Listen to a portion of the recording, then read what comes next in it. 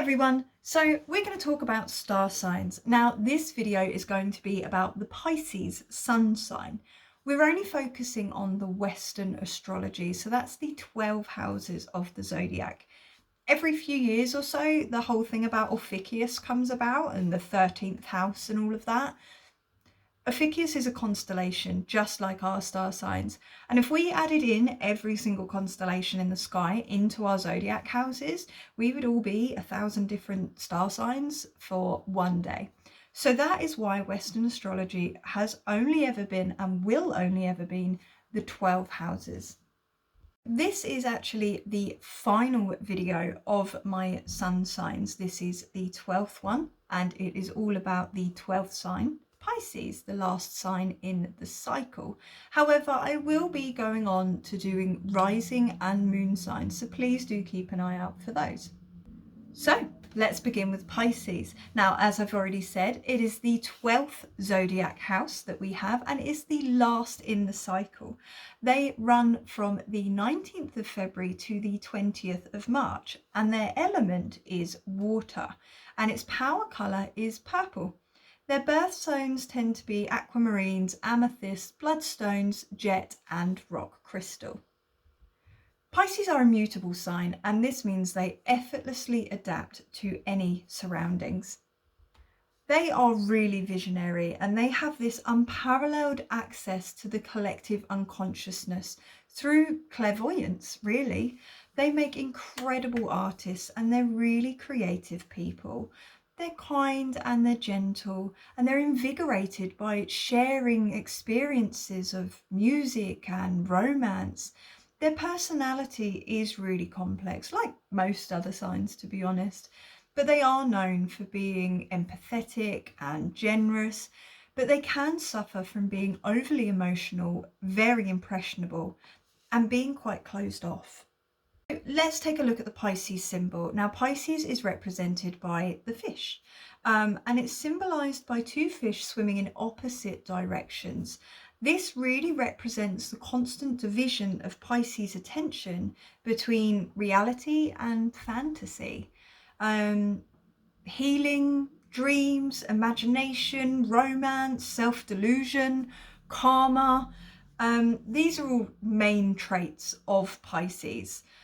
Thus, the Pisces symbol of the two fish swimming in opposite directions really expresses the hidden agendas and the psychic performance of this really fantasy-fueled zodiac.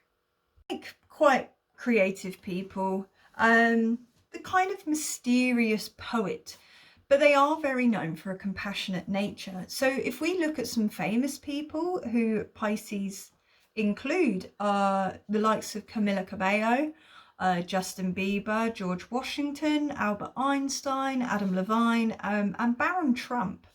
Now, Pisces are really spiritually connected, and they can sense things. They have this very good way of sensing any issues that come up before they're actually taking place. They have this really strong intuition. They do have a dark side, and it comes from how they handle their intuition and their suspicions. They can be quite childish, and they can be quite petty in an annoying way, and they can be quite pessimistic. So if they are expecting something bad to happen, the way that they would handle it may not be in a mature manner of which it actually needs handling. So like their fellow water signs, Cancer and Scorpio, they can get pessimistic really, really quickly. If things aren't easily laid out for them, or they can't determine like a set path that they are going on and by themselves, they are automatically believe the worst case scenario is just bound to happen. However, they do not try to control. They kind of would rather just go with the flow, and they take life as it comes. And this is that mutable sign that's coming in, unlike Scorpio, who has to be in control. They focus more on sort of experiencing life for what it is, not for what it could be. So let's talk about the stars. Now, Pisces is ruled by Neptune, and Neptune kind of dissolves the boundaries between us and between reality and fantasy. Pisces is sort of where we weave together our emotional states with our connections to others and other people. And Neptune moves through these sacred waters of Pisces. It's home sign. And it's a presence that becomes a source of limitless compassion and limitless empathy, really. Now, Pisces constellation lies in the northern hemisphere of our sky. It was first catalogued by the Greek astronomer Ptolemy in the 2nd century, and it is the 14th constellation in size. It occupies an area of 889 square degrees, and it's located in the first quadrant of our northern hemisphere. Pisces, it's actually Babylonian origin. Now, the Babylonians saw it as a pair of fish connected by a cord. And that means this constellation is usually associated with the Roman myth of Venus and Cupid, who tied themselves with a rope together and transformed into a fish to escape a monster typhoon. And the star Alpha Piscium, also known as Alreshka, the cord, marks the knots of the rope between the two fish. This constellation is actually associated with quite a similar story in Greek mythology. Now, after the Olympian gods had defeated the Titans and the giants, Gaia, or Mother Earth, coupled with Tartarus, which is the region of the underworld where Zeus was keeping the Titans imprisoned, and they had this typhoon, which was the scariest monster the world has ever seen. Typhoon had like 100 dragon heads and fire blazing from all eyes. And Gaia sent Typhoon to defeat the gods. And this was Pan from previously, who was the first to actually see him coming, this monster. He alerted the other gods and then transformed himself into the goatfish. And jumped into the river to escape the monster. And obviously the goatfish is represented by Capricornus, or Capricorns as we know them. So the goddess Aphrodite and her son Eros also called to the water nymphs for help, and they too jumped into the river. Now, in one version of this legend, 2 fishes came to the rescue and carried Aphrodite and Eros on their backs to safety. In another version, the mother and son actually transformed themselves into fishes. So this whole thing about being saved or being rescued by transforming into fishes is like an ongoing myth through everybody's mythology. So Pisces children are often more in touch with their instincts than with logic. They're more interested in their dreams and their fantasies than in their real life. They really need to protect themselves against people who would take advantage of this. They're very giving, they're very gullible. And that's one area where parents can really step in. They are easily led. Now, those of us that are born under the Pisces zodiac can get labelled as everything from a total genius to a downright nutcase. But to truly get a sense of Pisces personality, you kind of need to take a real close look at their many distinct traits that they have and their characteristics. So having said that, let's talk about some of their characteristics. Now, Pisces have massive hearts, and they have a whole lot of love to give. They open their hearts to anyone that wants a piece. They have the power to bring out the best in everybody, purely kind of just by being their biggest fan. They're like a huge cheerleader. They are team you all the way. They don't care for material things or looks or quirks. It's really about what's on the inside for them that counts. They are very intuitive. They will follow their instincts more than anything else, and they do actually turn out to be pretty correct 99% of the time.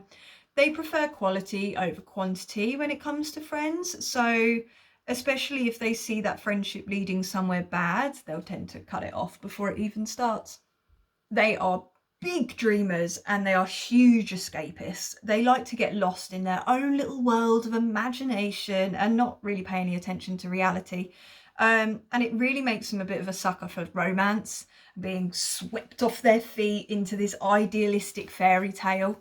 And they'll actually kind of ignore what's really happening. But they are deeply, deeply emotional creatures. They feel everything very intensely. And this can make them a bit too much for like a less emotional sign.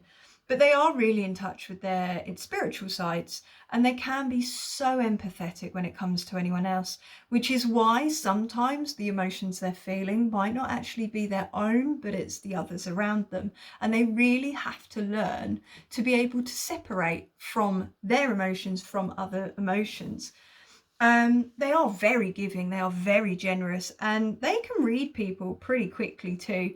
They're very adaptable to any friendship. So once they know who you are, they tend to sort of change their character a little bit to suit yours. And they really, really do fear rejection. And they do generally end up alone because of this. They can't handle making decisions very well, especially when it comes to themselves and their own choices, because they just don't like taking the wheel in their own life. They generally get left behind by other people. But, you know, if they do fall in love, they do fall really, really hard. But they don't mind being on their own. They're quite good at being on their own. Their high emotions just tends to push other people away. But they do crave love and romance and this deep connection more than any other sign. But it's hard for them to make it. They really do care deeply, and about finding their soulmate or their twin flame. So they are less about casual dating, more than just finding the person that's going to follow them on their journey. Their most compatible signs would be Scorpios, Cancers, Capricorns and Taurus, and their least would be Sagittarius, Gemini, Libra and Leos. However, obviously sun signs don't really read that much into romance. It's actually your moon signs that show what's good romantic wise for you. So Pisces do tend to be quite a lone wolf. This is due to being quite anxious about having their hearts broken and getting themselves hurt. They are susceptible to manipulation, as they are so open with their hearts and their minds, and their emotions will truly take over. But this just makes them very open to quite narcissistic people. And if you have a Pisces in your life, just do be aware that sometimes it's not them that's creating this world for them. It is somebody else influencing them. And that's quite sad, really. They need to learn to be happy as themselves, not bend and flex to other people. Be strong in themselves. Piscibus solus signum. So this is the last video of my star signs video. So this has all been about sun signs. So I'm going to give myself a little bit of a break, and then we are going to be moving on to moon signs next. I will be telling you how to look at how to get your moon sign, and then we'll be going on to rising signs as well. And as I said, sun signs are your main traits, but moon and rising are just as important. So make sure you look out for them.